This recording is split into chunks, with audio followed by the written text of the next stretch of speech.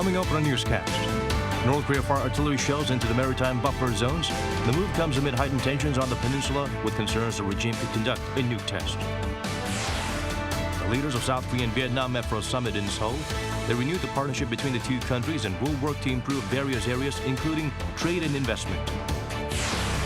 South Korea faced world number 1 Brazil in the World Cup knockout stage. People here in the nation are expected to stay up to cheer on the Tiger Warriors.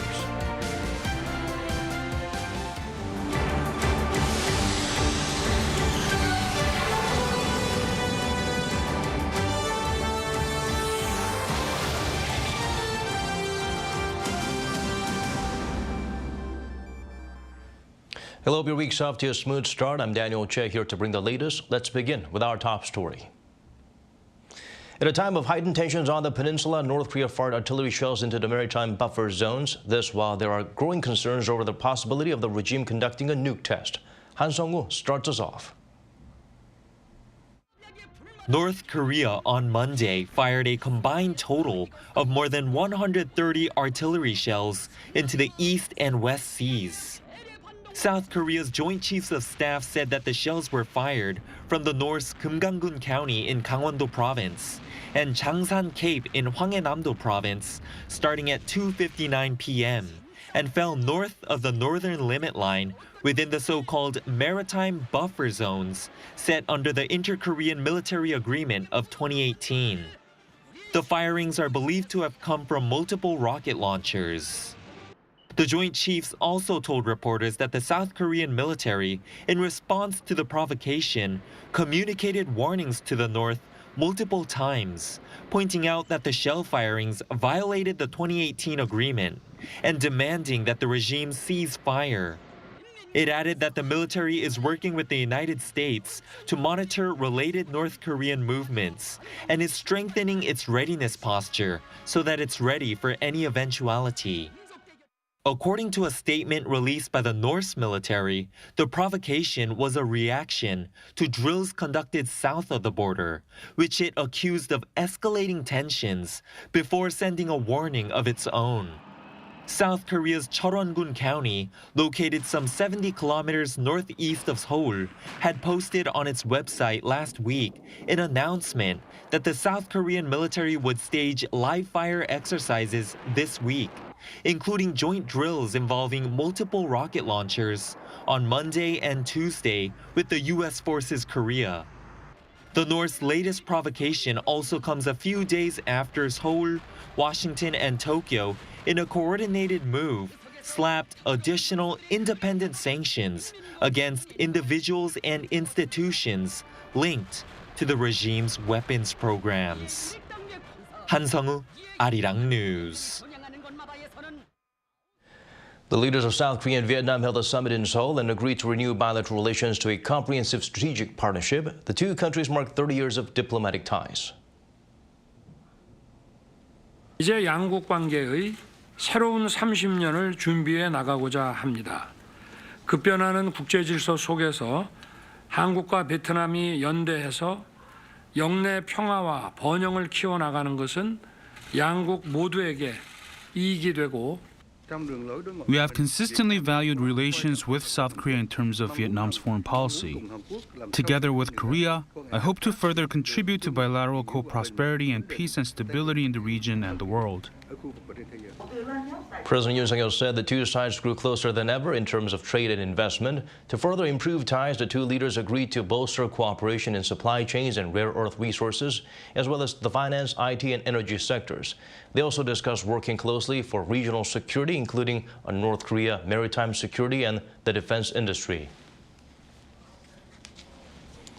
Staying with the two countries, now that South Korea and Vietnam have agreed to strengthen partnership, our Min Suk-hyun takes a look at how the two sides have set strong ties over the years and what to expect from their future cooperation.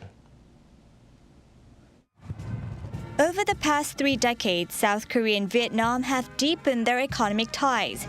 Vietnam is now South Korea's 4th largest trading partner, and as of last year, the trade volume between the two countries reached $80.7 billion. That's a 160-fold increase compared to 30 years ago. Next year, they aim to raise the trade volume to $100 billion and by 2030 to 150 billion. Not to mention, South Korea is also an important economic partner for Vietnam, as it's the largest foreign investor in the country with over 9,000 investment projects. Marking 30 years of diplomatic ties, South Korea and Vietnam seek to strengthen their cooperation in various fields beyond trade and investment. Taking into account the numerous global challenges and shared geopolitical concerns, the two countries see each other as much-needed significant partners. The Yoon Suk-yeol administration places great importance on economic security. And since Vietnam is seen as a key partner in areas such as supply chains and semiconductors, it is indeed an important partner for future growth. South Korea and Vietnam are likely to be reliable partners for the next 30 or 50 years as they share common regional and global concerns. Upon taking office in May, President Yoon Suk-yeol vowed to boost the relationship with the ASEAN countries, particularly with Vietnam. And this Monday, South Korea and Vietnam elevated their relationship to a comprehensive strategic partnership. Only 3 countries, Russia, China, and India, have been able to reach such a partnership with the Southeast Asian nation. Min Suk-hyun, Arirang News. Back here in Indonesia, the confrontation between the government and unionized truckers continue. Officials are conducting inspections to check up on the return to work order. The protesting groups cried foul. Lee Young brings the updates. Government officials began on-site inspections of hundreds of unionized truckers to check whether they're complying with the return to work order. Whoever isn't after receiving the order will have their truck driver's license temporarily suspended or could face fines or even imprisonment. The government is also pushing to cut fuel subsidies for 1 year. The Fair Trade Commission is also carrying out its own inspections at the local headquarters of the Cargo Truckers Solidarity. They're investigating any forced participation by trucking companies. The unionized truckers see these actions unconstitutional. On Monday, they called on the National Human Rights Commission to intervene, saying it is an infringement of their human rights. Previously, they made the same request to the International Labour Organization, or ILO, ahead of the government order being issued. But President Yoon Suk-yeol and the government have been taking a zero-tolerance policy while guaranteeing protection for those who comply from potential revenge or blackmailing from the union. 불법과 폭력 행위가 판을 치고 있습니다. 관계 장관들께서는 이러한 불법 행위에 대해 모든 행정력을 동원해서 끝까지 추적하고 신속 엄정하게 조치해 주시기 바랍니다. The government is also ready to promptly invoke additional return-to-work orders for more truckers in industries other than cement. It believes the measures so far have been effective, helping the volume of container shipments increase by some 200% compared to 1 week ago. In the meantime, it is adopting a range of measures aimed at easing trucking regulations for the time being, like allowing the use of private vehicles in the trucking business, increasing the maximum load freight for cement truckers, and exempting toll fees for all heavy goods vehicles. It is also making use of military containers and oil tankers. When a third round of negotiations between the government and the truckers' union will take place is still unknown. Lee Young-eun, Arirang News. The ongoing trucker strike has been causing major logistics disruptions. More petrol stations are reportedly sold out of gasoline, while the steel industry hasn't been able to ship out products from factories. Shin-Young sheds light on the developments. Gasoline sold out. More and more gas stations across the country are displaying these notices. Gasoline supply has been disrupted by a strike by truckers, which entered its 12th day on Monday. As a result, gas stations have been searching for fuel truck drivers who have not joined the protests. But even if they find a driver, it's not easy for stations to get enough fuel.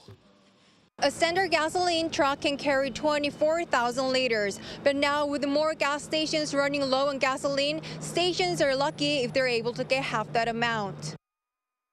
I went to another gas station but couldn't get fuel, so now I'm here. The fuel shortage is affecting drivers of cargo trucks and delivery motorcycles too. Without gas, we can't drive. Although I'm a truck driver myself, I hope this issue is resolved soon. The steel industry is also reporting struggles. From this week, the industry expects more serious disruption as the raw materials secured before the strike have been all used up. Companies in Pohang, a center of the South Korean steel industry, have recorded a financial loss of more than 170 billion Korean won, or around $130 million. Hyundai Steel has an average of 50,000 tons of steel products per day that it has been unable to ship out from its 5 factories, including the ones in Pohang and Incheon. As a result of the shipment's disruption, many construction sites have also been having difficulties getting construction materials. 신하영, Arirang News. A global price cap on Russian seaborne crude oil takes effect starting Monday. Last week, the G7 nations, the European Union and Australia agreed to set the maximum price at $60 per barrel to limit Moscow's ability to finance its war in Ukraine. Russia's Deputy Prime Minister Alexander Novak hit back, saying that his country will not export oil to those that adopt the limit, even if it has to slash production.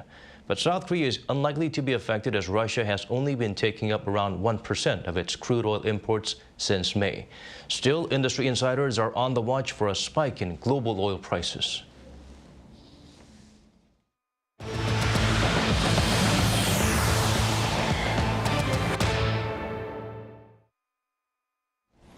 Turning to some World Cup action now, the Tech Warriors are preparing to play almighty Brazil. Arguably the biggest test for the squad in the round of 16 begins 4 a.m. Korea time.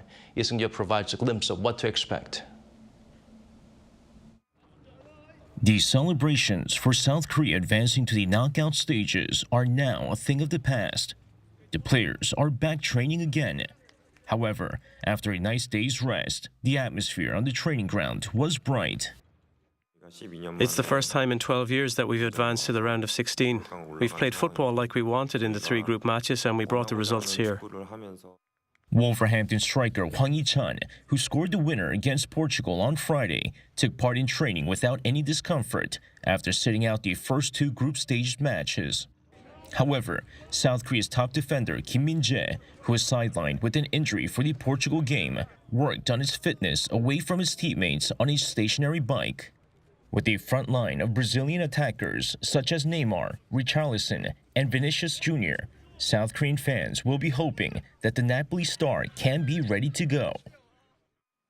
As we have done so far, we'll play games that shows everything we are capable of. I think we've proven that we are a team that never gives up. Brazil, which is looking to win its 6th World Cup, were also busy on the training ground, preparing for their match with the Taeguk Warriors. Much of the attention was on Neymar, who missed the majority of the group stages due to an ankle injury. However, the news is that he has recovered and the striker is back in contention for a starting berth. While Gabriel Jesus and Alex Telles are out with injuries, Brazil's array of superstars is more than capable of causing problems for Paulo Bento's men. It'll be a David versus Goliath nonetheless. South Korea, ranked 28th in the world, faces off against top-ranked Brazil in the win-or-go-home match at 10 p.m. Monday at Stadium 974 in Doha, or 4 a.m. Tuesday in South Korea. Isung-je, Arirang News. Moving on to other stories now, the U.S. Air Force unveiled the B-21 Raider to the public for the first time. The aircraft can strike targets while evading detection by even the most sophisticated air defenses. Watchers say this raises new defense challenges for China. Yoon Jin gets us better acquainted with the stealth bomber. After years of secrecy, the U.S. Air Force unveiled its B-21 Raider nuclear stealth bomb in a ceremony at Air Force Plant 42 in Palmdale, California. The wing-shaped B-21 Raider is the first new American bomber aircraft in more than 30 years. With almost every aspect of the program classified, this 6th-generation aircraft has been designed to fly anywhere in the world, evade enemy defenses, deliver munition without the need for support aircraft, and return to base in the United States. The B-21 Raider is the first strategic bomber in more than 3 decades. It is a testament to America's enduring advantages in ingenuity and innovation. And it's proof of the department's long-term commitment to building advanced capabilities that will fortify America's ability to deter aggression today and into the future. Compared to the B-2 stealth bomber aircraft used by the Air Force up to now, this aircraft is much more advanced as technology has evolved greatly in terms of computing capability. The long-range bomber's first flight is expected to take place in 2023, and it will gradually replace aircrafts first flown during the Cold War. A mass production model would increase the ability for precision strike missions anywhere in the world. The deployments can, of course, also be in Northeast Asia or the Korean Peninsula. With the potential for future development of the aircraft allowing for unmanned flight, the latest reveal is expected to be in use for decades to come. At an average cost of almost $700 million each, one-third the cost of the B-2, the U.S. Air Force is planning to acquire at least 100 of the aircraft. Yoon, Arirang News. South Korea is taking part in Operation Christmas Drop, a humanitarian mission held every December by the U.S. Seoul first started taking part in it last year. They aim to deliver necessities to remote island communities in the Pacific region. Bae-eun-ji has the full story. In the spirit of Christmas, South Korean Air Force personnel load decorated boxes filled with donated items onto transport aircraft at an American Air Force base in Guam. They then drop the bundles attached to parachutes to deliver them to the islanders below. Around 30 members of South Korea's 15th Special Missions Wing are taking part in Operation Christmas Drop, an annual event led by the U.S. Pacific Air Forces. Like its name, the operation involves airdropping supplies like food and educational materials to islands across Micronesia, a part of Oceania made up of about 2,000 small islands in the Pacific Ocean. The tradition began 7 years ago in 1952, and this year, countries including Japan, Australia, and New Zealand also took part. The South Korean Air Force released video footage of the operation on Monday and said it'll be delivering medical supplies and clothes to around 10 islands in the Micronesia region. The U.S. Air Force has been conducting this operation every year in December as part of efforts to provide necessities to the residents of islands in Micronesia. Our Air Force has been taking part in the drill since last year to increase humanitarian efforts and strengthen cooperation with countries taking part in the operation. To join the operation, South Korea sent its C-130 aircraft and crew members to Guam last week. They will be taking part in the event until Friday. Bae-eun-ji, Arirang News. Winds of change are blowing in the labor market over in Busan. This comes as Korea shifts into a silver society in which members seek to remain active in the workforce well after retirement age. Choi Min-jung zooms in on this phenomenon. This is Park Jae-hyung. Born in 1952, he is the oldest person working at this cafe in the city of Busan. He spent 40 years in the shoe industry and after retiring, found his next job at this cafe. I think working is a way to find youth once again. You lose your youth if you spend time doing nothing at home after retiring. Seniors should actively work to set a good example for the younger generation. Park isn't the only elderly person working at this cafe. In fact, more than half of the staff here are aged over 60. The seniors take care of the customers, while the younger staff members make the coffee and bread. A Busan job training organization for the elderly called Sasang Senior Club collaborated with social enterprise West Dessert Factory to open a cafe to give seniors the opportunity to work in a fresh environment alongside younger colleagues. We recognize that the gap between the MZ generation and the older generation is becoming a social problem due to a lack of communication. To bring the two generations together, we thought it would be best to open a cafe and allow seniors to better understand current trends. This restaurant is run solely by seniors who wish to continue working after retirement. Once they've completed hygiene and job training, these older workers make and sell popular Korean foods like kimbap. People of our age don't have many opportunities. There's no place for us to work. But now we are given the opportunity, and it's good in many ways. We can earn pocket money. Seniors are also participating actively at a local bookstore. I become much more lively when I'm here than when I'm at home. I can work anywhere as long as I'm healthy. Boosting South Korea's senior employment is more important than ever as the country's economic growth is expected to slow down due to its rapidly aging population. The Korea Development Institute says the economic growth rate is expected to drop to 0.5% in 2050. And by that year, those aged 65 and above will account for 40% of the total population. This means there will be a decline in the so-called productive population, people aged between 15 and 64. To mitigate the negative impact of this change in demographics, pundits say it is crucial to provide opportunities for the rapidly aging population, which would allow them to actively participate in the labor market. 최민정, Arirang News, Busan. K-pop idols and singers usually debut after spending years as trainees in agencies, but recently, some performers followed a different route to get there, YouTube. Kim Jung-sil went to find out more from these trailblazers. Meet the new girl group Artbeat. These 7 girls from Daegu are well known for their K-pop cover dance performances on their YouTube channel Artbeat, with more than 3.9 million subscribers worldwide.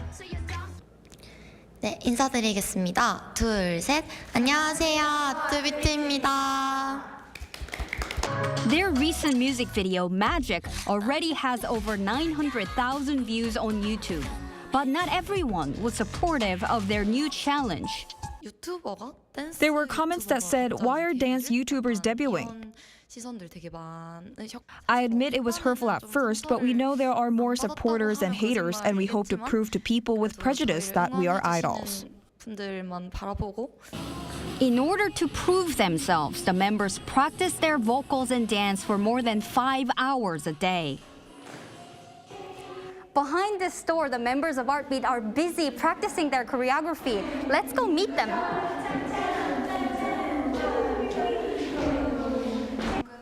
Leader Seyoung is the one that gives advice to members to perfect their choreography. Seyoung can be really strict when practicing. It's like she can see us from 360 degrees. Even if we mess up behind her, she knows. But at the end of the day, they're close friends before they're co-workers, a concept rather unique in K-pop, where groups have mostly been formed by agencies for business purposes. Artbeat channel executive director Kim Jun-seok explained the group's charm. I mean, YouTubers feel closer to people than celebrities, so we hope to approach the public with more friendliness and comfort than conventional idols.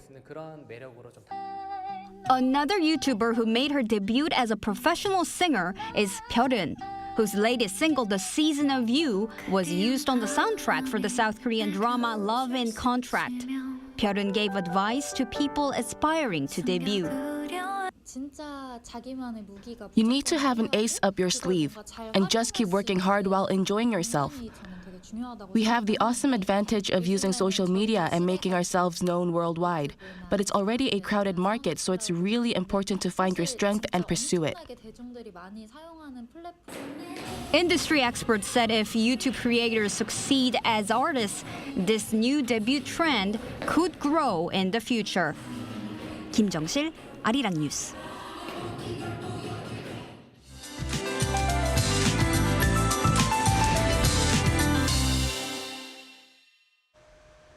The mercury is forecast to keep rising from this point on.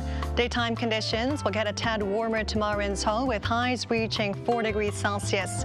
By Wednesday, ice-cold weather will ease off, with maximum temperatures surpassing the seasonal norms. And snows in the forecast for western parts of the country. Expect about 1 to 3 centimeters. For southern Gyeonggi-do and northern Chungcheong-do provinces, snow will last a bit longer until Wednesday. With temperatures plummeting overnight, frost and ice may appear from time to time. Slippery roads are possible, so please be extra careful when driving or walking outside. Tomorrow, Seoul will be starting off at -3 degrees. Chuncheon will be cold at -7. Overcast skies are expected for the daytime. Daily highs in Seoul will get up to 4 degrees. Gwangju 9, Daegu and Gyeongju will be reaching 8 degrees Celsius. After the rain, temperatures will hover around the seasonal norms for the time being. That's all for now, and here are the weather conditions around the world.